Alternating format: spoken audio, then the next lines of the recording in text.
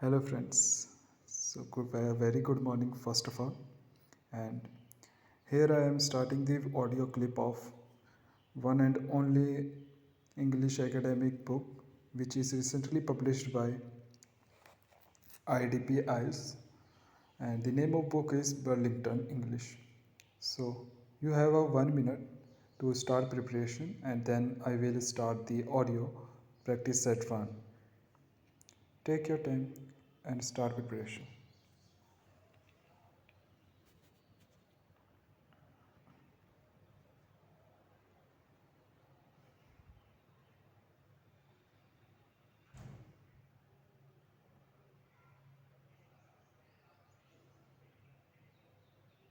So let's start the audio of part 1, listening practice set 1. Good morning, Kingsbury Pet Hotel. How can I help? Hello. I was wondering if I could book my dog in for a stay at the hotel while I'm on my summer holiday in July. Sure. You're booking nice and early, so we have space available all through the summer. I'll just need to take a few details. What's the name of your dog? It's Oscar. He's still only a baby, really, at just over 1, but he's big because he's a German Shepherd. Oh, yes. They can be quite big puppies. And can I take your name, please? Yes, it's Simone Vittoria. So that's Simone with an E and Vittoria. Lots of people tend to add a C into my surname, which isn't right. Thank you for spelling it for me. Now, when are you looking for Oscar to come and stay with us? Well, I'd originally planned for a week from the 4th of July, but it now turns out that I can get another week off work, which is nice, but I won't actually be away for all of that. I'll have a few days at home at the end, so 10 days? 10. From the 4th of July. Okay, got that. Right. He's all booked in. So, just a few more details now. We can provide all the food, both wet and dry, so you don't need to bring your own unless you want to. How does that sound? Yes, great. But he'll only eat dry food, I'm afraid. The wet stuff he doesn't touch. I'll make a note of that. We do, though, encourage owners to bring some items from home, so it's a bit more comfortable for their pets. You know, like a bed or a piece of your clothing. Well, the bed he has at home is rather large, but I suppose I could bring the blanket that he sleeps with. It seems he can't sleep without it. I'll probably throw in his teddy, too. It's his current favourite, but that seems to change every month. Not a problem. In terms of getting out for some exercise, we have a team of volunteers who try to take the dogs out twice a day, but sometimes 3 times, depending on what the owner requires. Oh, 2 walks a day is perfect for him. As long as he gets his energy out, that's okay. Great. Now, the other thing I'll need is proof of his medical history. Is his certificate still valid? Yes, absolutely, for another 6 months. I'll bring that with me, too. It lists his latest injections. Before I forget, my pet insurance covers any medical treatment he might need while he's staying with you. Super. That was going to be my next question. I'll just write that down. Okay, that's nearly everything. So the total cost comes to £150. Wow, that's good value. Yes, we're running a special promotion at the moment, although we only accept credit cards and payments in advance, if that suits you. Oh, yes. I'd rather pay right now, so it's all settled. Fantastic. We'll sort out the payment in just a moment. But I've just realised I don't have a contact number for you. Can you give me your mobile number? Of course. It's 07101 889 434. Sorry, was that 889334? No, 434 at the end. Okay, thanks. Right, I think we're ready to take payment. So check your answers and take your time for 1 minute to the preparation of part 2.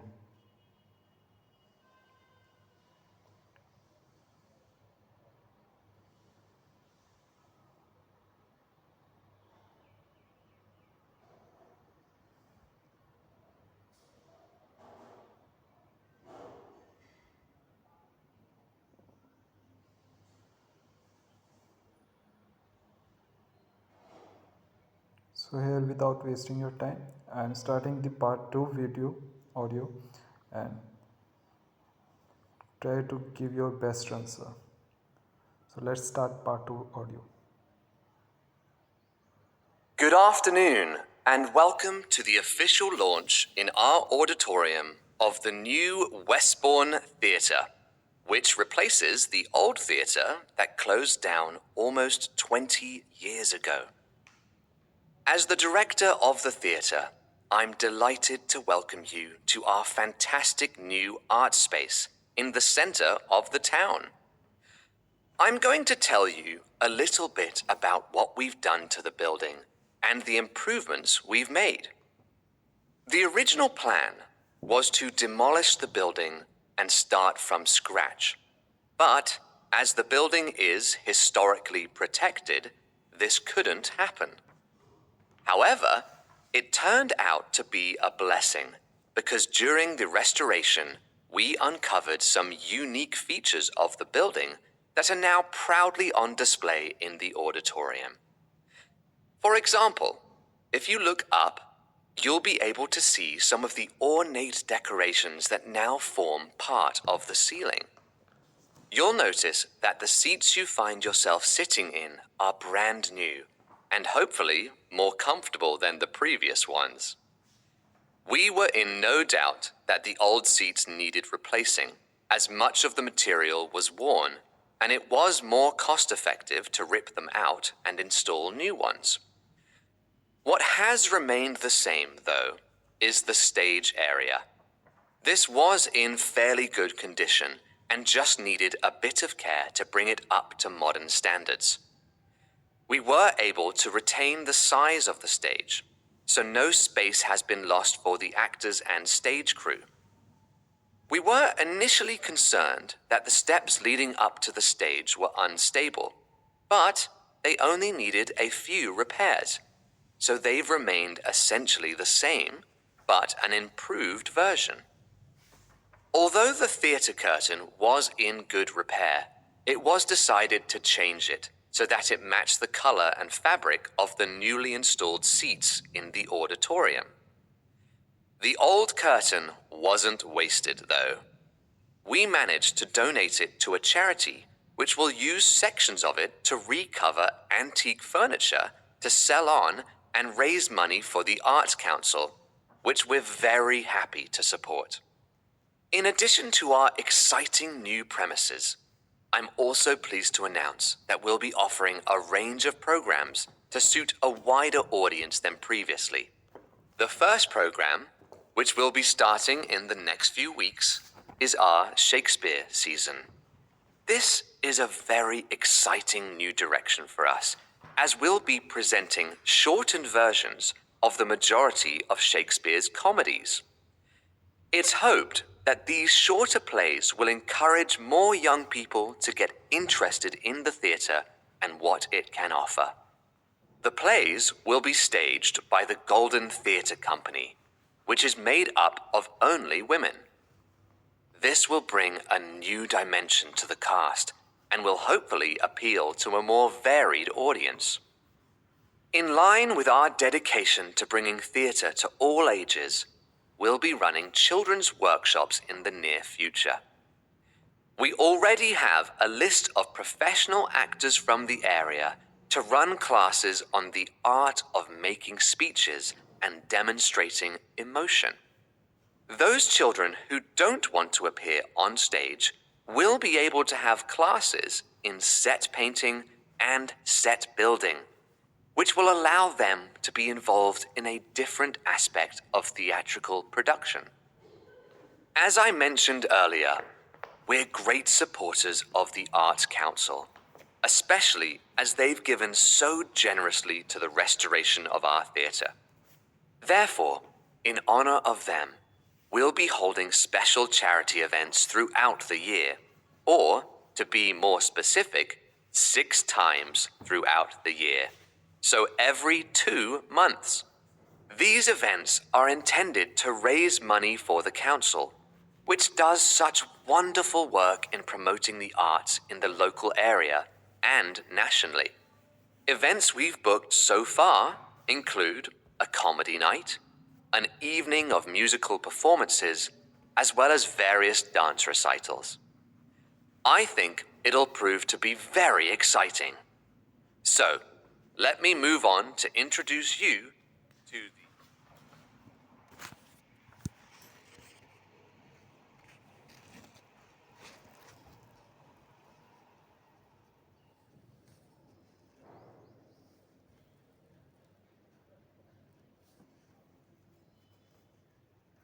Please check your answer and keep ready for part 3.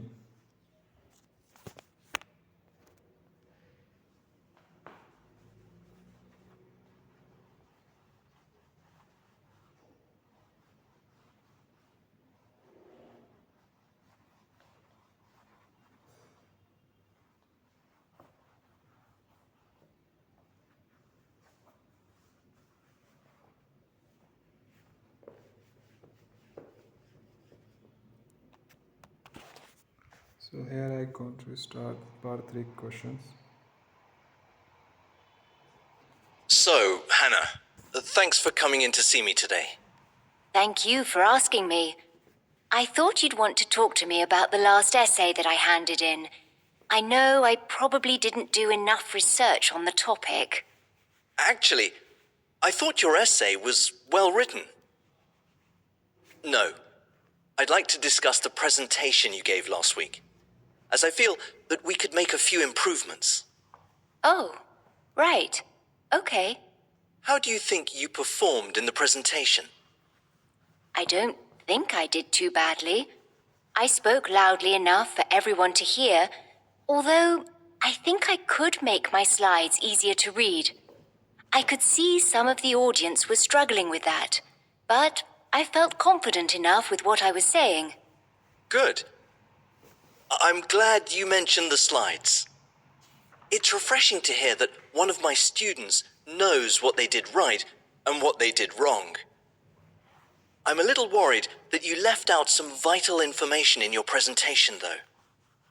The diagrams you presented were fine, but can you think what else you might have missed? I can't think of anything. Okay. A lot of your presentation was based on research done by other people. Whenever you quote information like this, you must reference them, whether it's an essay or a presentation. It's important to do this so you can prove what you're claiming and back up your information. You might need to revisit the books you read in the library to get the information, and don't forget to check how the references should be listed. Ah, I see. I was confused about what to do with those, but now I see I have to put them in. I thought about putting them in my handouts, but in the end, I didn't have time to make any. Yes, it was a shame that there weren't any handouts. It would have made your work easier to digest for the audience. Saying that, you managed to get across all your information in the allotted time, so your time management was on point. The other thing I want to mention is to not stand in front of your slides. Oh no, did I do that? I didn't mean to. I thought I was moving around a lot, or playing with my pen. Was it distracting? No. In fact, you stayed still for most of it, and I didn't even notice your pen. But you must be careful not to obstruct the slides you've prepared, especially with no handout. Right. Let's talk about your next assignment. Have you chosen a topic for your essay? Yes, I think so.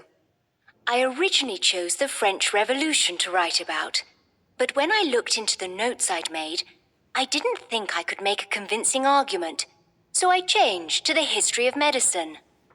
I think that's a good choice. We've covered that a lot in our sessions, haven't we? Looking back at your last essay, I think you need to work on the concluding argument. You wrote a fine introduction, and it was well researched, but I felt you needed more persuasion to finish it off. Right. Thanks. Do you have any suggestions of where I could go for some extra help with that? Are there any online resources you'd recommend? I'd avoid the online stuff if I were you.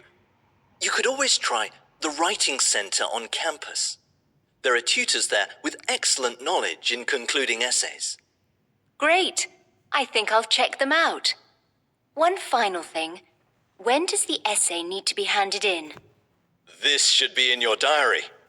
The essay deadline is next Thursday, in the morning.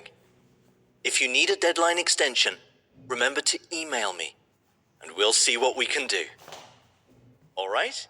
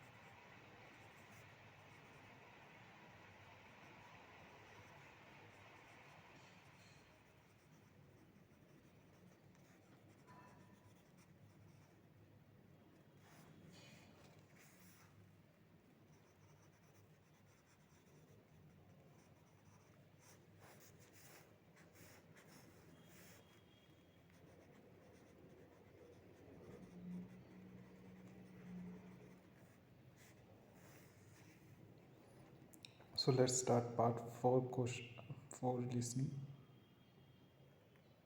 In this session, we're going to be looking at some of the history of the use of watermills in Britain. As we know, the main mechanism of the watermill uses hydropower to generate movement in order to complete a process.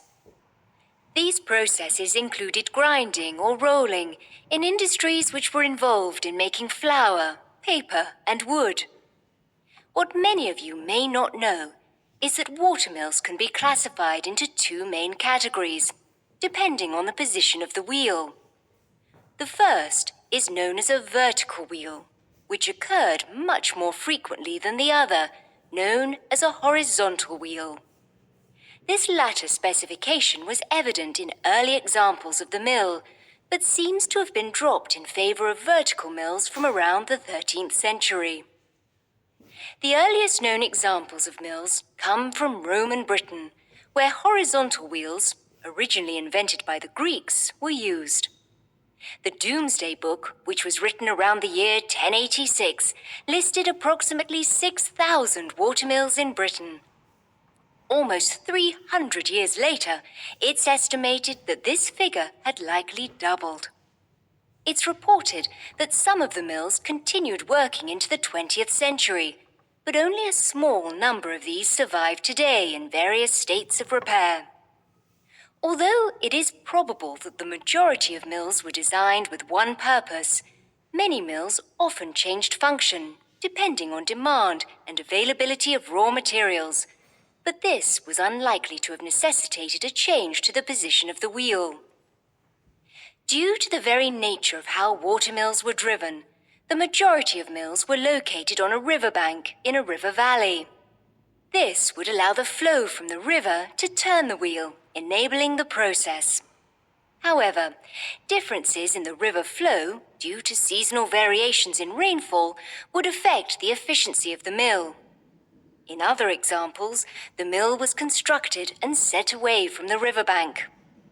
Then, a man-made channel would divert the water from the river into the channel to force the wheel to move. Occasionally, a dam was built to allow water to be conserved in times of low flow, and this often led to the creation of a mill pond, where water would collect when the mill was not in use. These two examples of watermills were rather restricted in where they could be located, and therefore were limited in how far they could be spread across the country. There were two ways to combat this. Firstly, the construction of tide mills aimed to enable millers to relocate away from rivers. A tide mill uses seawater, driven by the rise and fall of the ocean tides. These were naturally situated on the coasts, at an inlet or an estuary.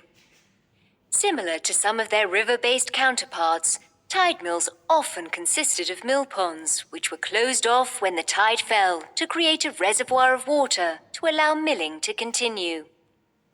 The River Thames in London is a tidal river, and in the 18th century, there were an estimated 76 tide mills in the city, with some on London Bridge itself. An alternative to the tide mill was known as the ship mill. This consisted of a mill with a wheel housed on a floating deck, which was usually placed in the middle of a river, where the flow was fastest. As the mill was floating on the surface of the river, the water levels didn't generally affect the continued use of the mill, unlike its landlocked equivalents. Piers were built from the land to allow access to the mill, and a mechanism existed so that the structure could be pulled to the side of the river to avoid it becoming an obstruction. However, as river traffic began to increase, the existence of the ship mill hindered progress, and it soon became abandoned. Even though tide mills and ship mills enabled the use of hydropower to be spread across the country, it appeared that windmills were an even more effective mill to carry out the same functions. These mills came to Britain in the 12th century and proved to be popular. This was because they were cheaper to build than any kind of watermill and were more flexible in where they could be located. These windmills had to be situated facing in one direction in a hilly area in order for the mechanism to work. This would indicate that windmills were just as restricted as watermills. Improvements were made, though, and the post mill allowed the sails of the windmill to be moved in any direction to catch the wind. Making the tower of the windmill higher also made it possible for windmills to be located in less hilly areas. Therefore, with these innovations, the spread of windmills across the country was relatively quick in comparison to that of watermills. Even though wind power tended to be more effective than hydropower, both fell out of use in the 1880s, when steam power came into effect. Due to the advent of the steam revolution, milling could be done away from hilltops and rivers and placed in more efficient locations, such as near docks for easy transportation of goods around the world. This development meant the watermill in most countries was rendered obsolete, apart from in a few developing countries that still continue to use them, and now mainly remain out of historical interest and importance.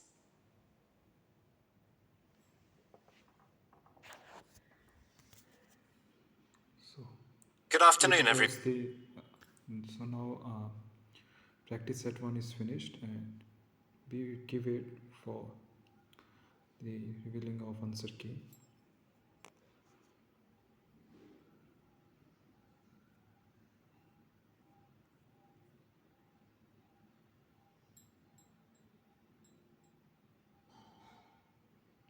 And here it is the answer key. You can see the answer of all questions.